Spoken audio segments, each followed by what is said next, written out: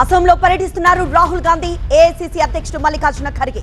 Guwahati airport లో కాంగ్రెస్ అగ్ర నేతలకు స్థానిక నేతలు ఘన స్వాగతం పలికారు. ఇవాళ పొలిటికల్ అఫైర్స్ కమిటీ మీటింగ్ జరగనుంది. మహారాష్ట్ర వ్యాప్తంగా నర్సులు ఆందోళనకు దిగారు.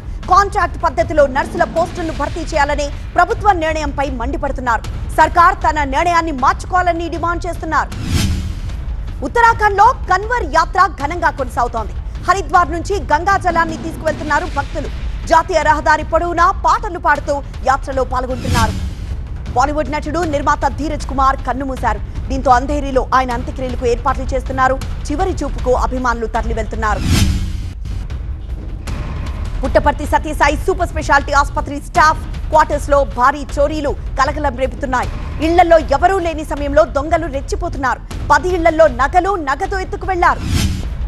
రేపల్లిలో న్యాయశాఖ ఆధ్వర్యంలో 1K వాక్ జరిగింది. పెండింగ్ కేసుల పరిష్కారమే లక్ష్యంగా అవగాహన వాక్ నిర్వహించారు. దేశం కోసం మధ్యవర్తిత్వం అనే అంశంపై అవగాహన కల్పించారు న్యాయమూర్తులు. విజయనగరం జిల్లా గజపతి నగరంలో రోడ్డు ప్రమాదం జరిగింది. రోడ్డు పక్కనున్న కరెంటు స్తంభాన్ని ఢీకొట్టింది లోడ్ లారీ. విద్యుత్ స్తంభం విరిగిపడడంతో కరెంటు సరఫరా నిలిపివేశారు అధికారులు.